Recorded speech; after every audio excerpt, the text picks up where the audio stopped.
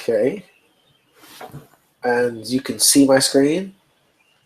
Mm-hmm. 1 second, I'm just looking at. All right, you got it. Yes, I can see your screen. Awesome. So what we're staring at here is a repository we're using for the marketing site. I actually, as we're going through it, I kind of like it that we, have concerns separated away, and we can always like marry them together at whatever time that we want to. And that's good to have that flexibility. Like, so this repository, we kicked it off and started it under a private organization that I'm a part of, and then with Sneakyhead, and then I already put the notification. I don't know if you're in the dev channel or not, to tell Noel that we're going to migrate this over to under Portfolio Me. You can easily just take a repository and just transfer ownership right here. Cool. Yeah, absolutely. And the reason why Noel, he's already got a heads up for it is to make sure that I don't do something crazy like press this button right here. Yeah. And he's good at those things and migrating those things over. Plus, if he were to migrate it now, it's almost like I was like, let's just keep on finishing our marketing site so we can get it up for to go over early next week, instead of having people be in a situation where they're like, I was working on something, now it broke, and we possibly lose a day or something like that. Yeah, I'm sure you understand that, because it's not going to affect what I told them. I was like, as long as the goal is that this site's up, and then Elise can go to we give Elise a URL, and then she's just going through everything she needs to in the browser. Goes over any aesthetic QAs and usability QAs and content QAs, and that's success. However we get there, be as creative as we like, right, Elise? Yeah, definitely. Awesome. So there's as we get closer to the finishing off these pages, you'll get introduced more and more to Lizzie. As of right now, what's cool is I told her, I said, just keep trudging along on this repository.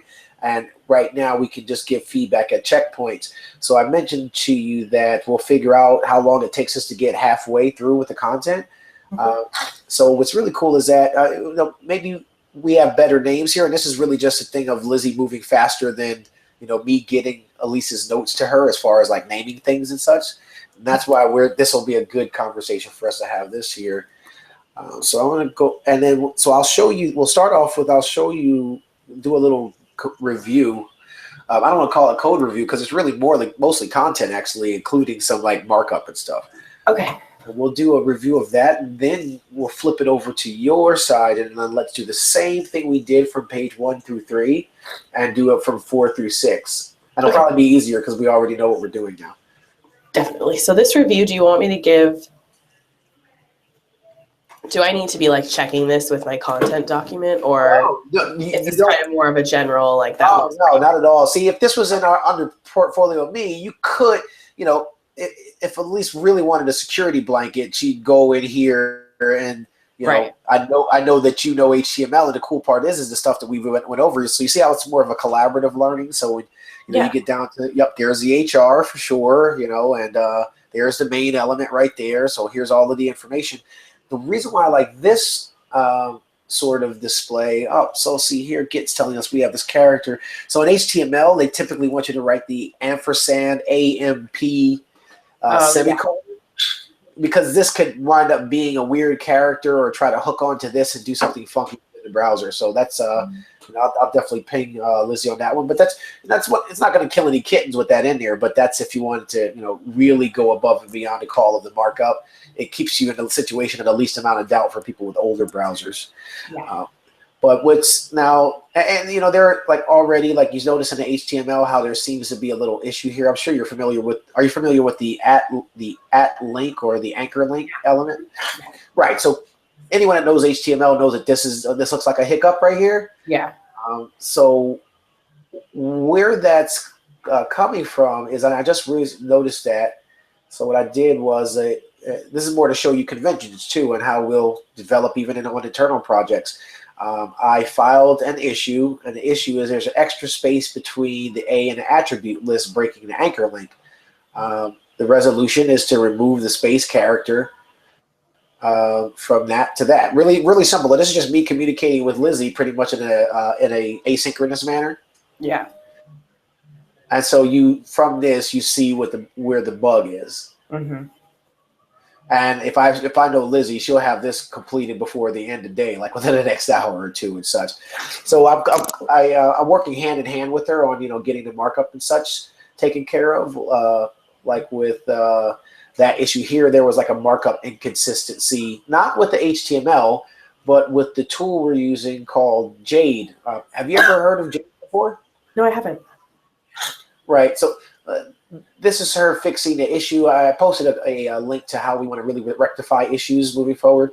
But like the editor she is using, which sometimes you don't have control over it, we're forcing hard tabs into the code. So you see how like reading this would be kind of painful for your future self. And she went through this and rectified it by just removing those and then getting back to a more normalized tab within her editor. So that issue actually is completed. I'm just waiting for her to close that one out there. Again, like I said, this is more of a transparency of you exposing how we're getting the things done without getting too much into the weeds. Now, Jade, now comes the awesome sauce. You'll look at, let's see here, Jade, templating language. You're going to stare at this, Elise. What I want you to do is stare at this until you get the aha moment. You're like, oh, I got it. Oh, yeah. So you just don't have to use all those carrots all the time. Like, really let that one sink in. And then That's awesome. You're probably looking at your former self just like, what was I doing back then? Yeah, why didn't I have this? Right. So this is what Lizzie actually uses as her tool of choice and how to just rip through when you have a situation where you have a ton of content that you have to create. And that explains why the Ahref thing happened too.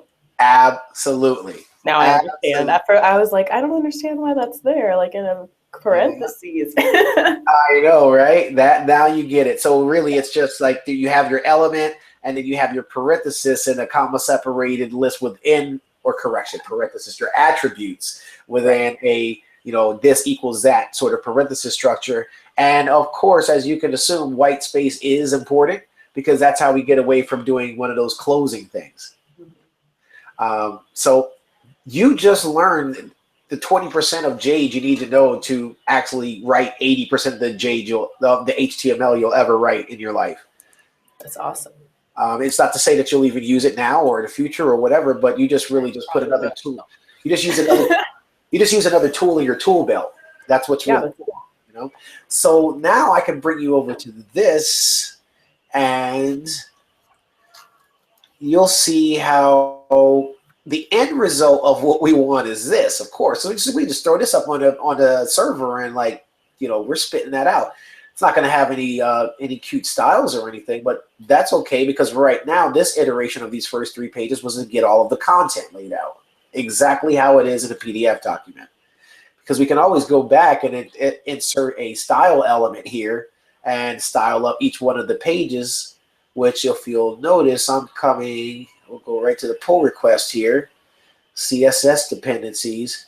I'm coming right behind Lizzie and putting the infrastructure in for us to just start writing Sass that gets converted over to CSS. Are you familiar with Sass? I've heard about it, but I don't really know exactly what it is. What do you think is the ease that Jade brings to writing HTML? It basically just takes out the parts that you have to keep doing over and over again. Like the little dumb parts that you forget sometimes. Precisely. Yes, you're absolutely right. And so now I'm going to click on this Learn Sass button here, and it's a preprocessor. So what I'll do is, let's see here. I'm going to show you this screen here, and I'm going to wait till you get to the aha moment and have the light bulb. Okay, yeah, so it's like really similar. You don't have the brackets and everything. And you can also have like variables with their prefix with a $. Oh yeah, font stack. Oh, that's awesome. Primary color. You can just that creates really beautiful conventions. Like you can still see my screen, but now it's looking at code, right? Yeah. I won't get too deep into code to make your eyes bleed there. But if we go down to, let's see here. Excellent. Block of flow, app, assets, style sheets. We use this tool called Bourbon and Neat. And what Bourbon really does is it allows you to have, once you start using SAS, you can use partials. So just by looking at the name of these partials, these SAS partials, you can start to grok and say, oh, I can assume what's in those things. Mm-hmm. Let's go look at variables. You see how SAS just opens up the door of flexibility that you can start saying, instead of me having to go through CSS and, oh, wow, Vim blew up on me. Holy crap. It was saying, don't show Elise all of this freaking stuff up here, man. Mm-hmm. Let's see here. Not a knock to what your your development skill set is, but staring at code too long even makes my eyes bleed. So you can totally see here now why this is so much better way to write CSS, because then you can start saying, well, this is my typography section. How about that? Yeah, absolutely. That's awesome. And if I want to change the font size of the font face of the entire site, I'm just going to this one place and change it. Mm-hmm. So you totally get that. So what we'll do is we'll go back to our SAS, and I'll just let you stare at that again and let that sit in. I know you got it, but it shocks me every time. Yeah, that's awesome. Now, the difference between SAS and what do you see as a difference between SAS and when I click on that SCSS button? Oh, it looks like it's just the variables, but not the kind of. It's still the variables. There's this SCSS. Yeah, the variables are there. Yeah, you can use the variables, but it just doesn't take out the like brackets and stuff. Precisely. So I started off using SCSS because my security blanket was I knew CSS and I didn't want to know anything new. Like, I'm good. Right. I don't need any new tools or anything like that. And then I got to this nesting part. So I'm going to let you read through that. And, just go ahead and read through that, and I'll keep scrolling. Read it out loud if you can, too, so you can grok it. Okay. When writing HTML, you've probably noticed that it has a clear nested and visual hierarchy. CSS, on the other hand, doesn't. SAS will let you nest your CSS selectors in a way that follows the same visual hierarchy of your HTML. Be aware that overly nested rules will result in overqualified CSS that could prove hard to maintain and is generally considered bad practice. With that in mind, here's an example of some typical styles for a site's navigation. So before you'd have to well, actually, let me look at that. Before we'd have to write this. We're used to this, right? Okay, yeah. Got it. Now you can. Okay. Now you do this. List them all. That's awesome. And they're nested. That's the key. Yeah, and you can do that in SCSS or SAS. So this is SCSS, right? And this is what my security blanket was. This was my first migration away from CSS. Uh-huh. I was like, oh, cool. There's still curly braces. There's still semicolons, and I can nest things. So that removes me from writing nav again all over the place. I can just stick it inside of the nav. Mm-hmm. And it'll process over into exactly what I want. Okay, I'm cool with that. And then just recently, I looked at the SAS version, and I started thinking to myself, I had a real coming to Jesus, like, wait, why am I writing semicolons and curly braces again? Seriously, this is awesome. So with that, I know you totally get it. So that's how we're actually going to be rapidly style up these pages. So then we'll go over to here.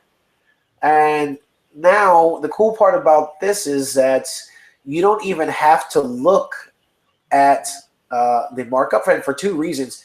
Number one, you're not a part of this repository, but you will be soon. And number two, like it's more of not that. You just assume that these words are exactly how they are on the PDF, because like I said before, is that I can sit and write out all of this stuff myself as a developer, but you're going to have to go and do 3 or 4 spell checks around my butt, right? To whereas Lizzie, I know Lizzie is like, she's meticulous like that. And this is really more of a writing. Also, how do you marry the writing and the copy to the content and the markup? And that's really what this is an exercise of here, and why you do this first and then go back and style it, because in that way we're doing the appropriate markup for the content instead of using, say, some sort of templated structure and retrofitting our stuff into it. Right. That's awesome. And sometimes you don't want to reinvent the wheel, of course, but then there are often times where if you have easy enough manageable tool set, which is slim to none, then you can kind of get a whole ton of stuff done per se if you just know a couple of things like HTML or Sass or Jade. So we have 3 pages here. How far deep do you want to go into all 3 of these, or can at least say, oh wow, I feel comfortable with knowing that the content on these 3 is done. We're about to work on the content for the next 3, and right behind it is going to be the styling for the first 3. Yeah, that's fine with me. I don't think, just looking at it right now, I'm not going to know if there were an error, I'm sure it would be very, very small. So I won't, you know what I mean? I won't notice it right now. So right. I think so what we might want to do, Alicia, is that let's take at the top level names. We have our index page, but then what's really cool is we're not looking at anything, and we should call a thing, right? So there is this for me and the why. I already think that it could be a better solution because there's multiple words in there, but maybe that's what they're supposed to be called. Yeah. And the way you should want to think is this way. SEO has a lot to do with the URL. Right. And a lot of times people imagine that this .html is cut off, right? So it doesn't matter. This is just a Jade representation of this endpoint. This is the HTML version, which is what it'll be on the web. So this is more of a development, and this is more of a for really live putting the thing out there. So we're moving about page. How else you call that about? Because that's what it is. You might have an us section, but the actual top level domain would be about. So what we want to call those things, and we want to take our same practice and move those to page 4 through 6 as well. And I think we went over. You know what I think the easy low hanging fruit would be is what did we call our what did we identify our main sections with? Yeah. So I think for the why, I think we called that one about, and I don't know if we want to call it about or if we want to call it why Censible and get some more brand SEO in there. Okay, so I think the why is our about that we had monikered before. Yeah. Awesome. So let's see here. What we'll do is wiki pulse graph. Where's our wiki? Issue pull request wiki. No, we don't want to create the first page. Let's see here. Now we can do that. Oh, oops, what the heck? Why is that showing up like that under a new issue? Well, that's kind of weird. I feel like I'm editing one. Yeah. That's really strange. Okay, so let's see here. I'll put double quotes around issue, and here's why I'm using an issue, because I can just ping this stuff to like Lizzie and Slack, or I can even write a note at this point, which we've done. But we can just utilize this as a messaging system to say, hey, here's our notes from the talk, and she'll be watching this video right after this. So we're going to remove this away, and let's say here we'll give it issue in quotes, and read pages, and we'll say we're going to rename the why to about, right? Yeah. And let's see what else we got here. Or do you think it would be better to call it why Censible? Pardon? Do you think it would be better to call it about or to call it why Censible? About or to call it? That's a great question. The really cool part about what we're doing is that whatever it is as easy as just changing the file name. Yeah. Which is really cool, because the one of the sweet things is that you see this package.json file we're in right here. Mm-hmm. This is this has one dependency of Jade, right? So when you say what framework are we using, we're using this thus far. That's about as light as you can get. Mm-hmm. And she just runs this script right here, and every time she runs it, it takes this Jade file and compiles it into an HTML file, and then boom, Bob's your uncle. There you go. So if we wanted to change the name, we just change this Jade file name right here, and then the next time she ran the script to compile it over to HTML, it would just convert the same name over as well.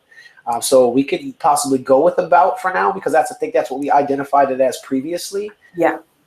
That said, feel we are completely flexible to changing the name while we're developing this. Like we have nothing that blocks us. We're talking minutes when we make these changes, not days. Okay, cool. So let's make it about, and I'll think about it a little bit. Awesome. Oh, I see what you did there. Yeah. Oh, okay. Let's see here.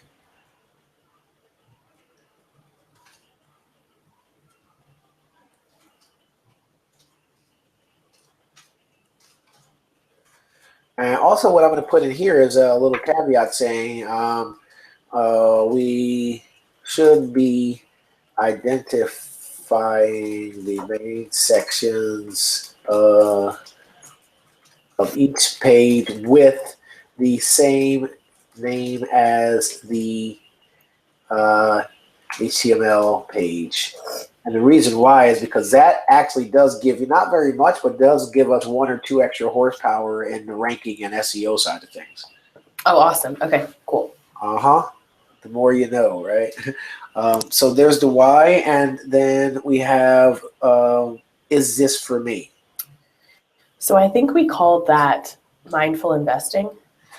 Yes, I agree. I'm looking at my notes right now. Let me triple check here from my Elise notes.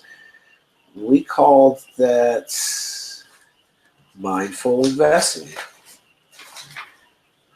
Yeah. Yep. Mindful investing.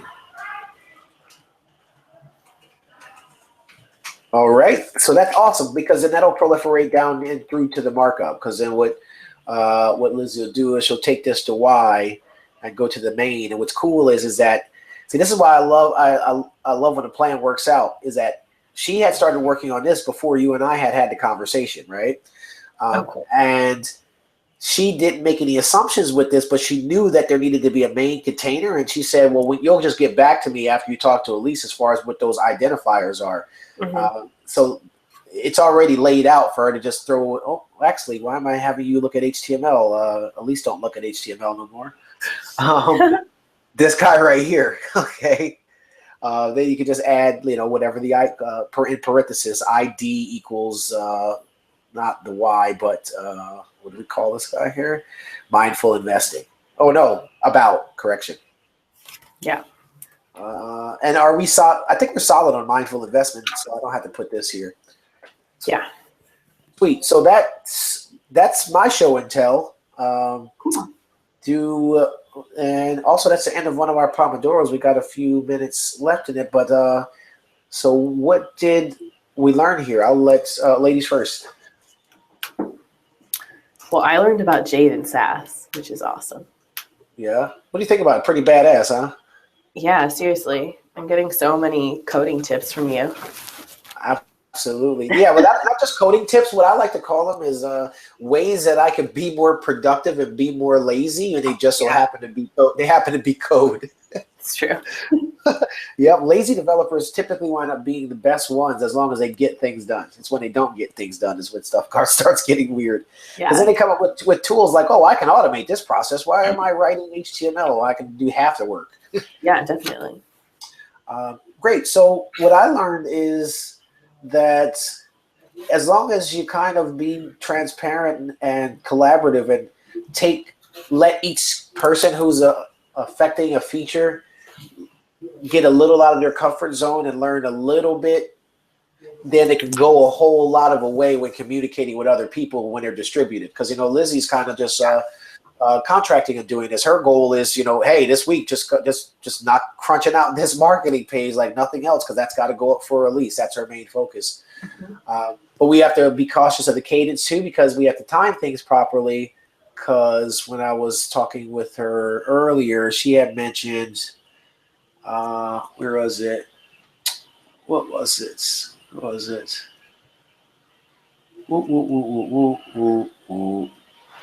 Yeah, she said, by the way, I know you mentioned pairing before you met with Elise. Will she be changing pages 4 through 6? So, and that's a great question too, but she hasn't didn't see our last iteration of what we did here, we're not really changing anything. All we're doing is just going through and naming and sectioning things off so we have a better interpretation of what we're building. Would you agree? Yeah, definitely. Yeah, awesome. So that's immediately when she wrote that, I was like, yeah, Lisa and I are going to record the next version of when we do this thing right here. Yeah. So that's the end of that Pomodoro. Let's see here. You want to? I'm gonna take. I think we should take a break for a couple minutes. I'm gonna use the bathroom. Okay. And, we have like 2.5 more minutes left in our little break here, and I will see you in a bit. Is that cool? Yeah, that sounds good. Can I get you some more tea? I'll get some. You're so far away. I'll get some. All right, buddy. Okay.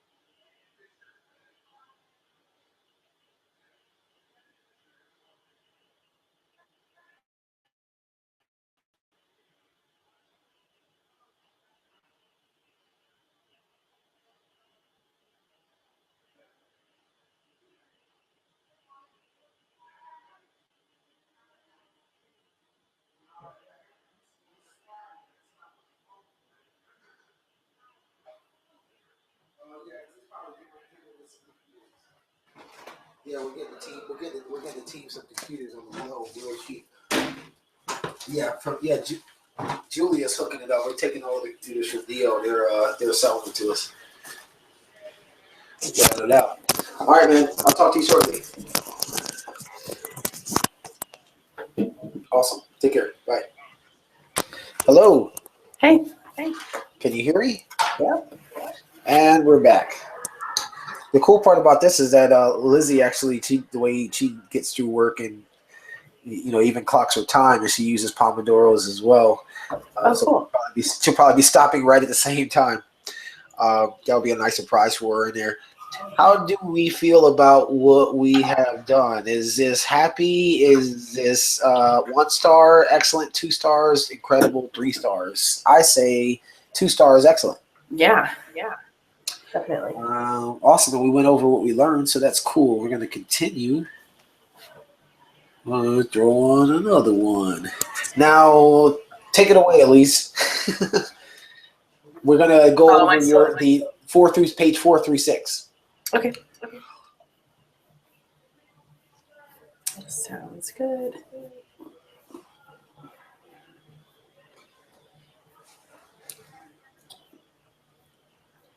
Oh, I went too far.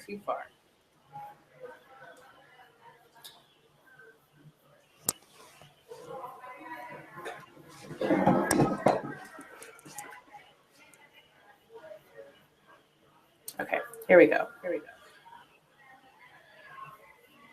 Well, oh, wait, am I looking? Oh, right, I'm supposed to be looking at the Lisa's house. Oops. I was like, why do I see a hall of mirrors? Okay, so here's page 4. Awesome. Okay, page 4. Let me maximize this. I'm going to stop sharing my screen. Now I can see your screen. Carry on. Okay. All right, so I think we could. Correct me if I'm wrong, but as we're going through each one of these, we can totally just disregard the masthead, because the rest of, that should be consistent throughout all of the pages. Yes. Mm-hmm. Awesome. As far as those images, as we go through the images, I know you've been tossing me the links. Can you continue tossing me those links as we go, like as we go going through each individual page? Just make a mental note or however you note down and say, okay, the very first thing for each page, I'm going to toss the links.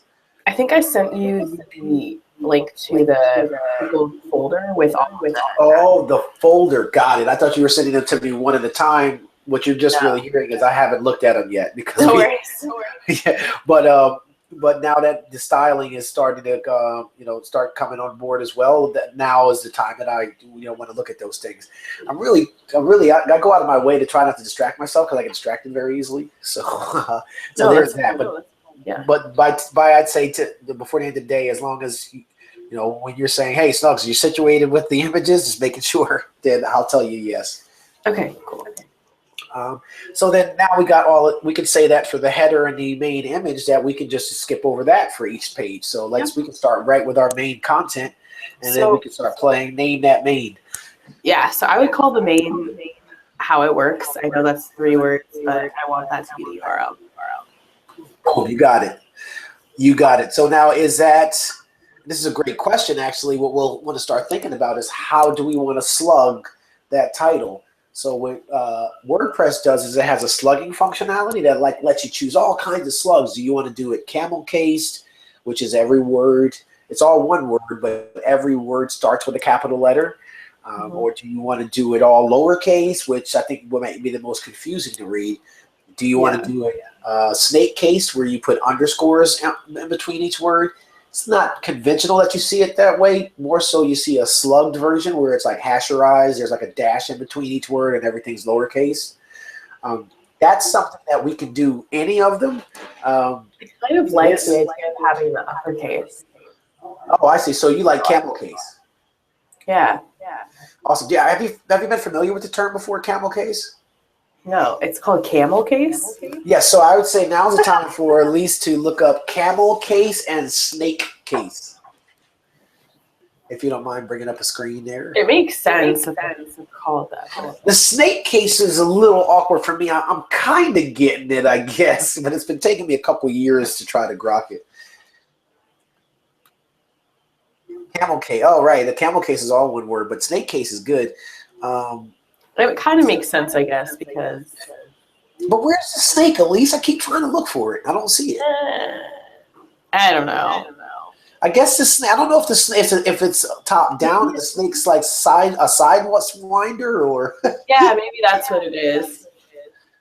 or are the words just like I feel the like maybe mice it's a that the snake that just ate like yeah, that's what I was just different thinking. things, and so it's full, I but totally only in get that. some spots. You know, at least I've been trying to figure that out for years, and I buy what you're selling. I buy that. I That's never what thought of it that way. that's what I'm thinking of it as. I don't know. That seems like it's probably too far out of the way. But Not as I mean, it's called snake case. I mean, we're already in left field. yeah, definitely. Awesome. So then go to the camel case, and camel case is all one word. Okay, I'm gonna go to this one because Camel Case doesn't have a link, and apparently this is Oh, it's called Pascal case. I never even. that's the older version. Oh, which always begins with a capital letter. But it doesn't have to. There's variations too. Okay, writing compound words such that each word or abbreviation. What? It could start with a low iPhone. Okay. Make sense? Yes. So that now that you are open to that knowledge, They show you here, but they don't give you a visual. I know, right? Like camel case, I told you. Also, this camel, I don't know. Kind of just looks like a turkey. Look at this. That's a heck of an Adam's apple on that It almost has like human-looking legs a little. I know. That's the crazy part about it. I said the same thing the first time I saw it too. That is a creepy. Like, that's a hell of an Adam's apple on that camel. Seriously, it's a turkey gobble. It even has a turkey head. It has like the little thing on the top. My weak eye is literally getting misty over here. I'm crying. Oh man!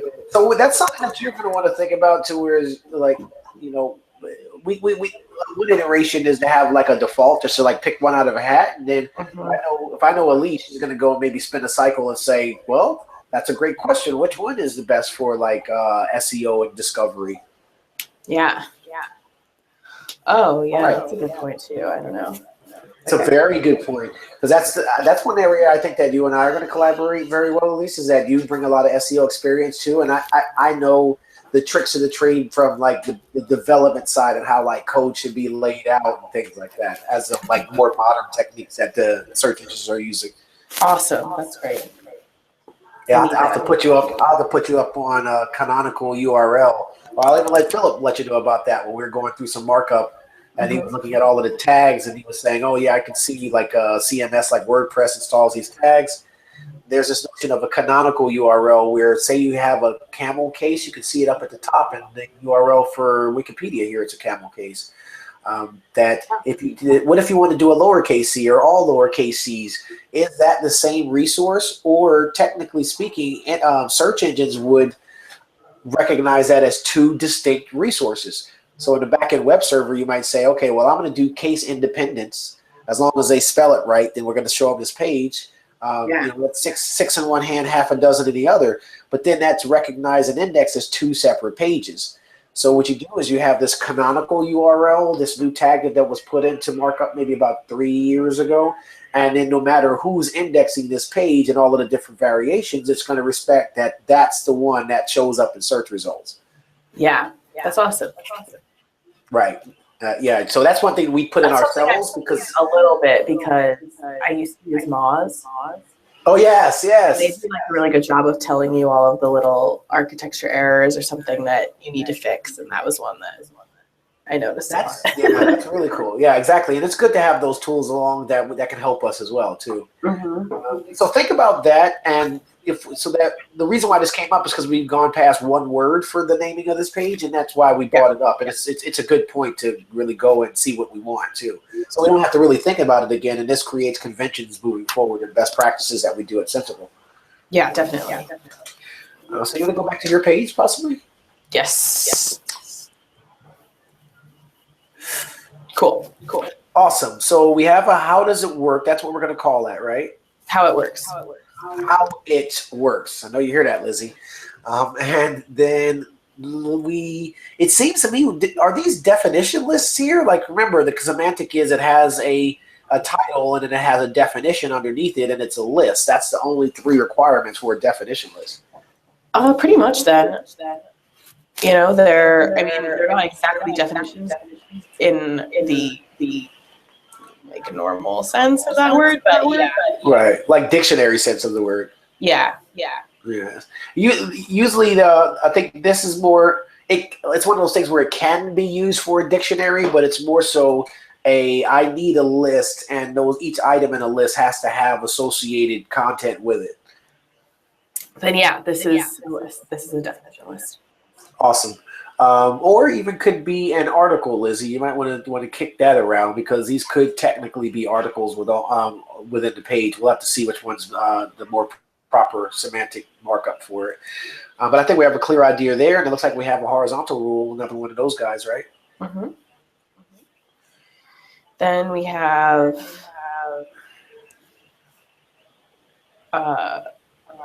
essentially it's just a paragraph.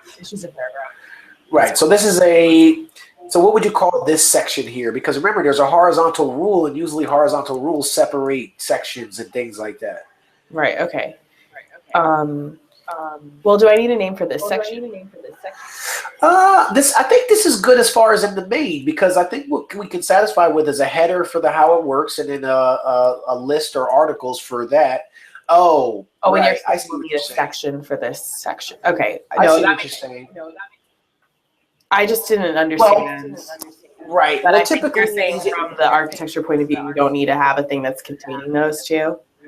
So we might not even have a thing that contains these as well. We definitely don't even need a section around those. But if you go back up, then the real question is why do we have a horizontal rule separating, content? Right. Because these are the questions we should be asking ourselves. Yeah, they are different sections. So. Awesome. So what would we call that first section up there? And it doesn't even have to be identified. That's a cool part about it. We can just wrap it in a section, and we're not killing any kittens as long as we don't use a div. I'll have to run out of my phone booth here.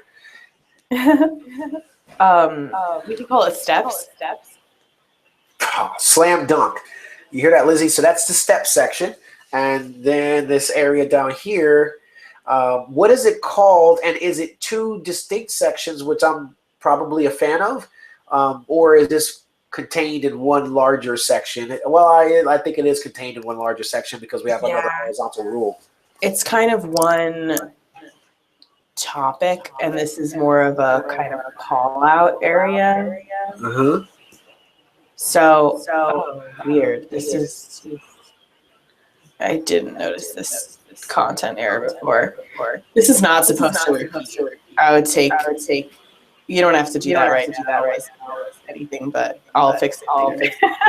Absolutely. Yeah, so remember, Elise, we never let them see the back of the fence isn't painted. What we do know is that exactly how this looks like. What I call a squint test. If you squint your eyes and you don't care about the content, what are we really building out here?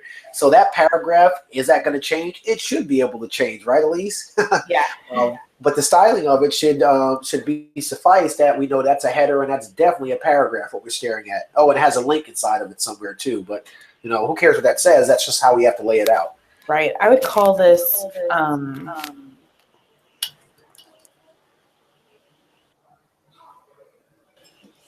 like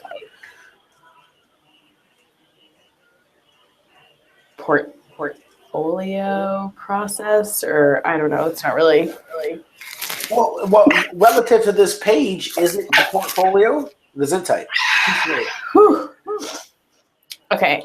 This isn't really the portfolio, but it's about how we make your portfolio.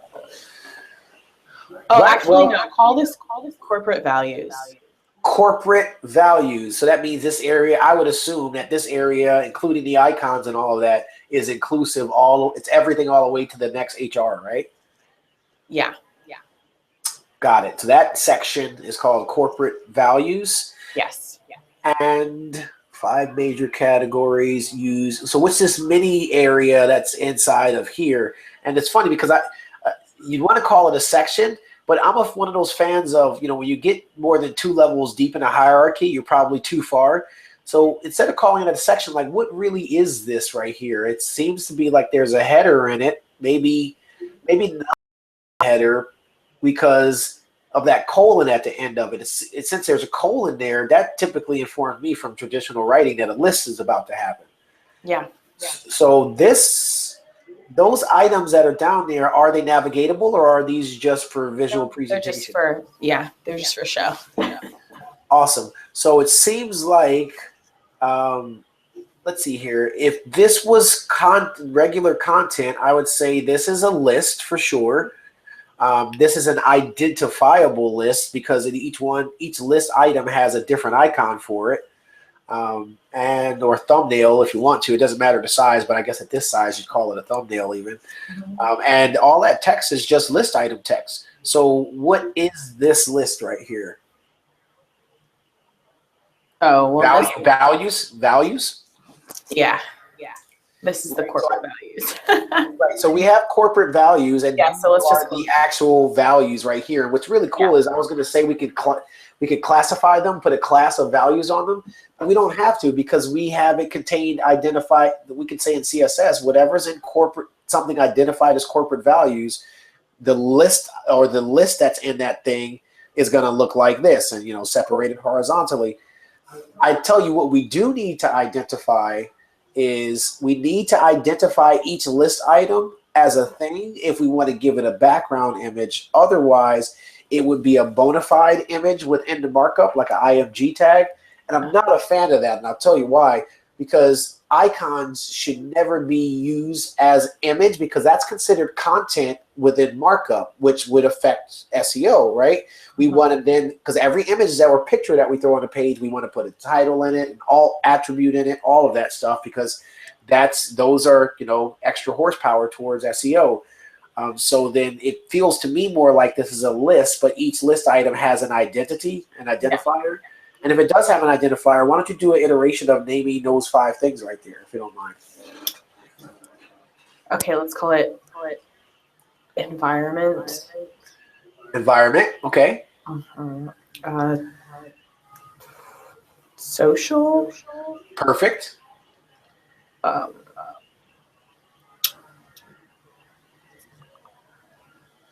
Health.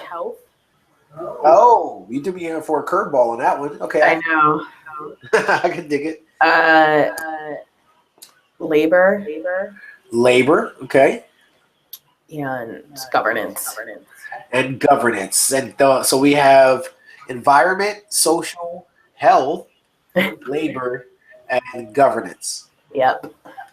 Awesome. So we give all this list IDs of all of those, and we'll have those set as icons. And then when the search engine spider it, it's going to just represent that text that's underneath each one of those icons. Easy peasy. Cool. Awesome. And this seemed to me just like a normal paragraph right after that, and then it's the close of the section with the HR. And it's sign up. You got it? Yep. So on to the next page. Sweet.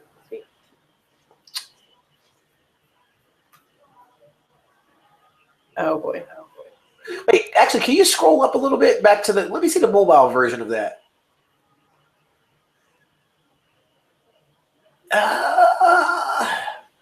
I still want to say that's, let's go back to our corporate, let's go back to our values, our identifiable values list. Mm-hmm. I was thinking, I was like, maybe it is an image, but one of the rules of thumb that we should be strict on ourselves with that, when it comes to content, no additional, one rule of thumb I've learned is don't add content just to style something. That's where that's like the seed of divitis, people who just put divs everywhere. You add content just because so you can present something a certain way, right. And that actually starts negatively affecting your content as it gets indexed. Okay. So I was thinking, I was like, are these images? And then, I go back to my previous statement. Those aren't images. Those are just the icons for each list item because, how would we really want to expose this across the web as, as far as accessibility goes? Like, do we have a health image? Like if someone, that's the question. If someone looked up Censible values and went to images, should they see these things? No. Exactly. That means that they're icons. And they're probably a background image for each one of the list items. Yeah. Perfect. So then that means we don't have that doesn't get introduced in our content at all. Awesome. Cool. That's a good convention because we want to think about it that way too as well. I want to also have you have that as you're going through reading it. Like, what's a real image as far as content on the page? What's a background image, and what's just an icon? Okay. So what about this main, Elise? Cost. Cost. So the main section is cost, but what's that subsection? It seems like there's a sort of a well, no, there's not a subsection. We can keep this as the main section. We have a paragraph and we have a header and a paragraph and a header and a paragraph, and then we have an HR after that. So after that HR, what's after that? So what is this section right here? This is definitely a section. Performance. So this section is section performance with a. It seems like we have a header inside of performance. I'd say this is where some functionality is going to go. Yeah, this is the thing that Phil is working on. Absolutely. So you know how we're going to fake this, Elise and Lizzie? We're going to take the image of this, stick that on the marketing page, and then replace it when it becomes smarter. Cool. Make sense? Yeah, sounds good to me.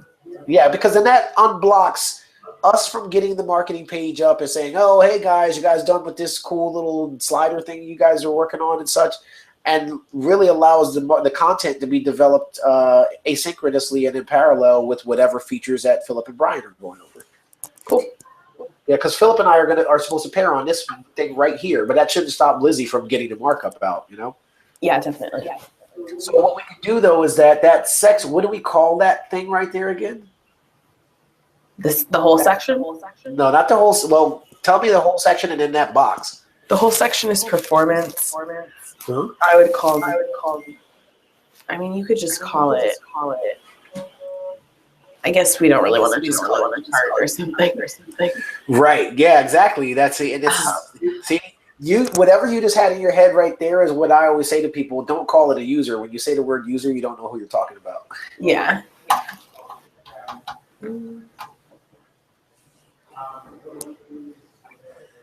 I hear Jeopardy. I know.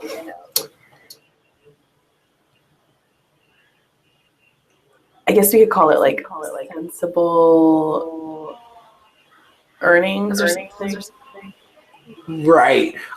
What we could call it earnings possibly. Yeah. What I would say is that we won because we picked something and didn't let it go without nothing. So right now we can identify that, and I don't even know what it is. It's a chart. Maybe we'll represent it with the picture element, which I've recently just found about actually. We'll represent it with a picture element for now, and we'll identify it with what did you say? Returns. Yeah, I said earnings, but returns. Earnings. That's the word. I misheard you. Earnings is the word. So we'll identify that as earnings, and then what you and I will do after we get off this is we'll link up with Philip, and then we'll really know what to call this thing. How about that? Okay, sounds good. Our investment methodology has outperformed the S&P 500. So that seems like an emphasis. So the EM tag, that's exactly what that thing's used for. By default, an EM tag is going to make text look italicized. But remember, like, it's better to have the more semantic element than it is to go off the default style of that thing. So basically, we would unitalicize that thing, but it is an EM. Mm-hmm. Then we have our little sign-up thing again. Yep. So what about the last but definitely not least, number 6? Mm-hmm.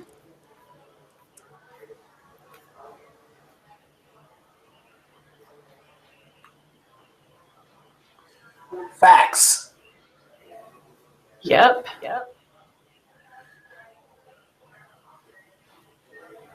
Did I score a goal there? Is that what we can name the main? Yeah, absolutely. FAQ. Do you like FAQS or FAQ? I'm a fan of FAQ just because it's one less character. Yeah, I like it too. Awesome. FAQ. But do realize that if you think, like, as far as accessibility goes of the content, that it should be ever FAQs or capital F, capital A, capital Q, and a lowercase s, no apostrophe, of course, then that's always going to trump us trying to be lazy. Does it make sense? Right. I think that people know FAQ. I think FAQ is fine. Awesome. So if people were to look up Censible FAQ, then this page should pop up, not just because of the way that the name of the actual HTML page, but the way that it's identified in the main, which is actually being crawled now these days, and the way that there's a header that says frequently asked questions. I do feel that might be even an H1. We'll have to play around with that notion, but I'm not sure. I can give away H2 through H6 at least, but I don't know if I'm comfortable enough to get rid of H1 just yet. Yeah, I mean, I think this is probably H1. Yeah. I'm going to do that. It's getting started. So let me guess, all of these are links, right? Except for the headers. Correct. All right. Are these navs? Maybe, how about, can we? They're anchor links. Oh, I see. They are. So they are not, well, let's look at the spec. Can you open up a Chrome, another tab and look up HTML5 nav element?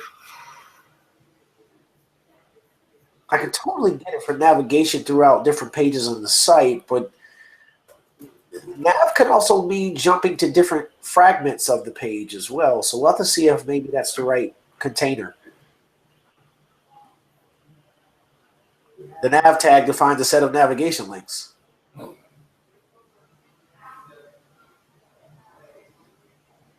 A major block of navigation links. Yeah, I don't know. What do you think? How about, can you Google when to use nav? Yeah. I think I feel more comfortable with that one.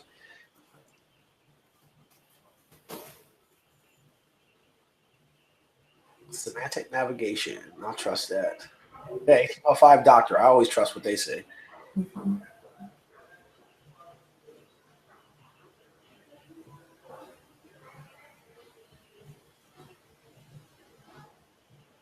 Oh, I hate divs.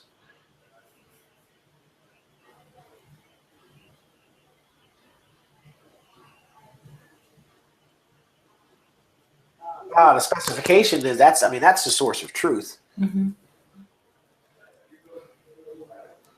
Links to other pages or to parts within the page. We can use a nav. Cool.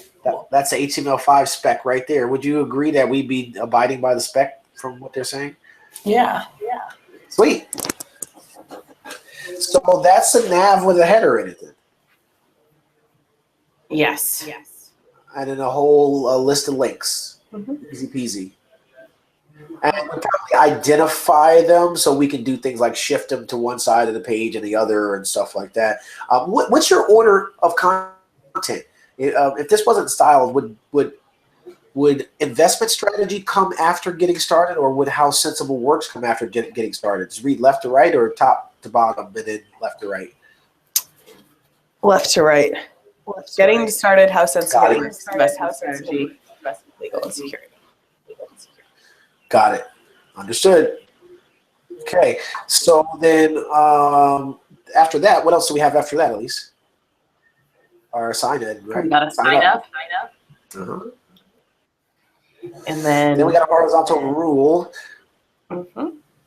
So it seems like to me, once this, I don't know if we have to put this in a section. So the name this section kind of game is that if you stare at this, if we feel it should be identifiable or named as a section, and that's okay, we can strip out the section and just have HRs separating content, which I'm not the most comfortable about, because then I'm usually like, okay, well, why are we just sticking lines within content versus separating sections? Does that make sense?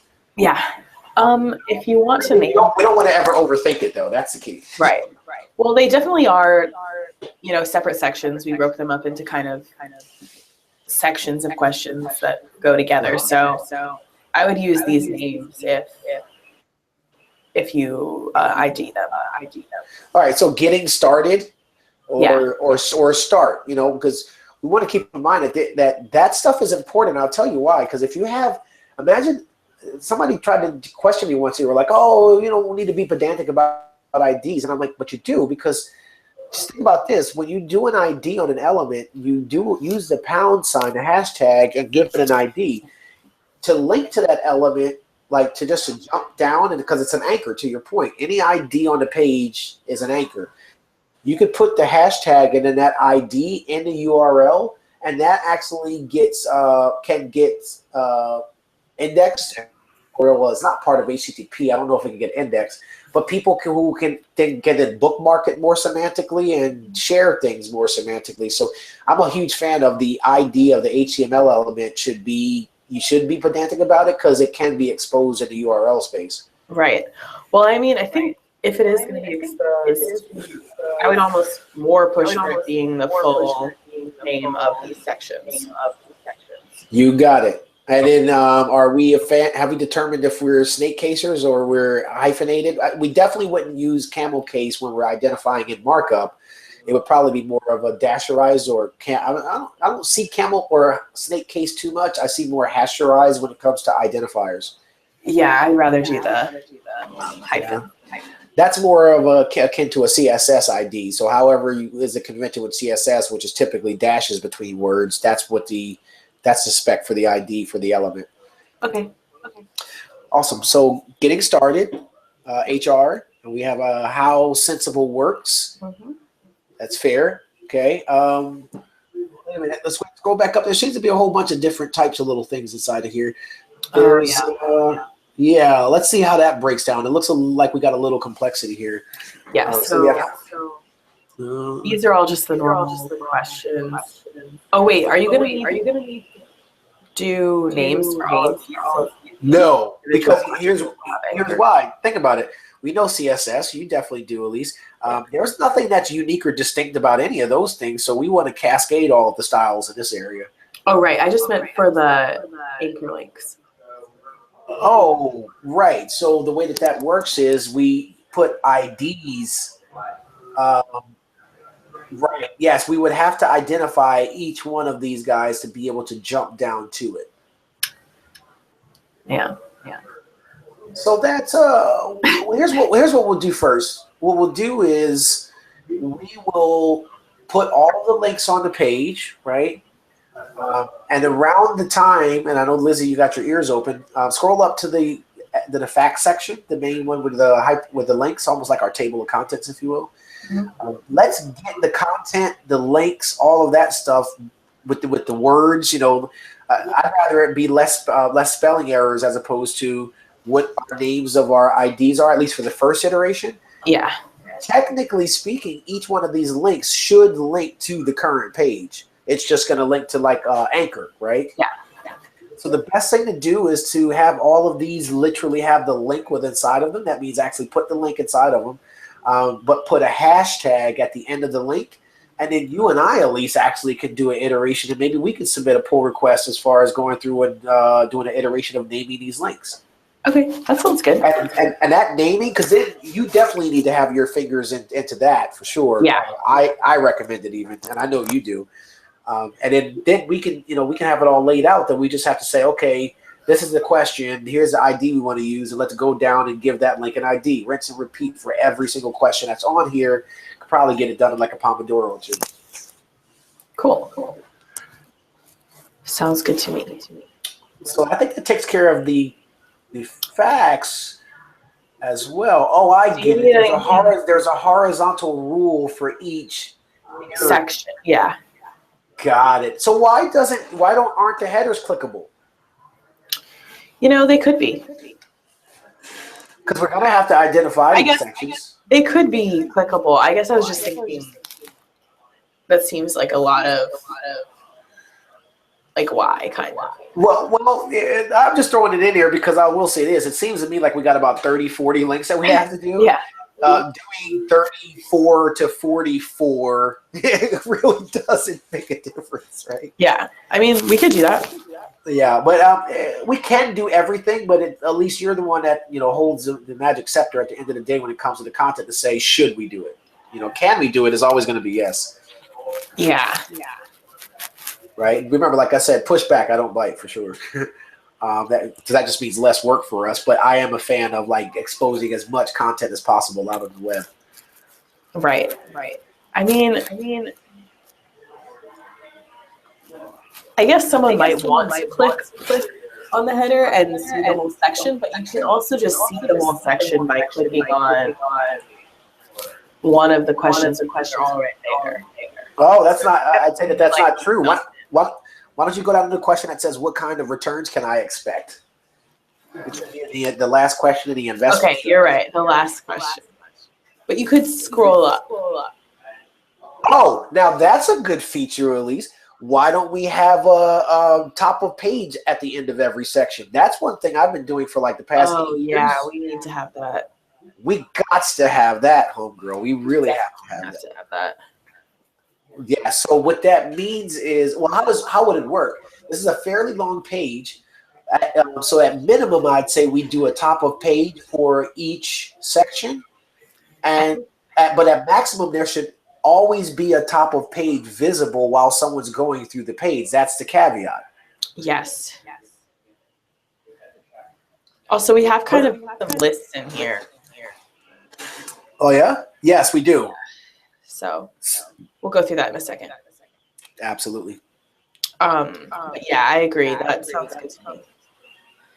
Yeah, and what we could do is that I would say have a finished stick figure before an unfinished Picasso, and the finished stick figure could just be a top of page that links not to the top of the page, but links to the FAQ main section. Because if they link to the top of the page, they'd be all the way up to the the main image and right here, head and all of that. Absolutely, and since we're identifying that area by FAQ, we just have a href that has pound FAQ as the URL, and it'll just jump. We can just jump back and forth between questions and pages, or at the top. That's a great strategy. Then a progressive enhancement would be for us to do things like, have you seen it where you have a long FAQ, and when you get to that section, it'll keep that top of page displayed while you're scrolling through it? Oh, that's cool. Right, but that's a progressive enhancement, right? We would never let that stop us from having the navigation that's worked since 1999. Put all of the FAQs on individual pages. What'd you say? For SE. Eventually, I'm going to want to put all of the FAQs on individual pages. And we can do that too. Yeah, we can do so that. That'll be the end goal, but not for now. Absolutely. Yeah, we'll just keep adding on layers. So how about what else do we have? Right, so maybe let's just scroll through it and look at all the lists or anything weird that's in here. Mm-hmm. So for how it's different, I mean, you don't actually necessarily have to make this a list, I guess, but we made it's content that is in a different place on the site and is a list in that place. I see. That makes sense. Then it should be a list here. Okay. It really should. But how it's presented is superfluous from the content. Yeah. If it needs to look like it doesn't have an icon for the list item and it's shifted to the left and it looks like it's in line with the rest of the paragraph, that's a CSS concern. Mm-hmm. Yeah, so I believe it's a list on the About page. Awesome. Yeah, so that means, and that's great that you pointed out, because we can just take the markup and just copy pasta over here. Exactly, yeah. Then... Oh, perfect. Oh, this is also a list that's on the About page. Except for here, we've removed the icon, so... Which is fair. Remember, that's just a design. That's an implementation. Yeah. We can say that on the facts page, the icons disappear. Cool. I really like that. So you see, if we had the markup, how we'd actually have to now maintain two similar sections of markup. To whereas with Jade, you can actually have partials that you can reuse throughout your site. Awesome. Make sense? Yeah, that's cool. Really cool. So what else we have on this fact page? Legal and security. Oh, these are just sections. That's the only one. So yeah, and then it has another sign up on. That was a pretty good time. Our second Pomodoro finished just a few minutes ago. Sweet. So what did we learn here? You went first last time. I'll go this time. I'll say I learned we got a lot of FAQs. Yeah. And we need, you and I definitely need to do an iteration of those after Lizzie hands off those FAQs, and that will reduce the amount of work she needs to do on that page trip. Awesome. Because then she starts trying to name things, and it's like really that should be kind of dictated through the business by Carrie Elise. Yeah, definitely. Sweet. I think in general, through these last few Pomodoros, I've just learned that I feel like you and I collaborate really well, and that you have a lot of SEO experience, and I think that it's going to be awesome. Oh, it already is, Elise. That's true. It already is awesome. You see what we did there? And what's really big too is it allows we can work together internally and also work with an extra pair of hands as an external resource, and still keep the cadence and keep each other informed. It's when question marks start popping up that stuff starts getting weird, because then we're not in a situation of the least amount of doubt for ourselves and for the people we're working with. Definitely. But besides that, we're done. Awesome. Yep. So this is that right there that's what we expect to have for Monday morning, right? Yep. Yeah. Now keep in mind, like I said, the sign-in stuff and forums and all that stuff, they'll be there, but I don't necessarily know how well they're going to work. And just focus on the content, pay no attention to the man behind the curtain. Yeah. No, that's fine. That's all we need. Awesome. Thanks, Elise. I appreciate it. Yeah, no problem. All right. Well, see you in a second. Yeah. See you at the phone booth. Yeah. Bye. Oh my gosh, where is he? Okay. Bye.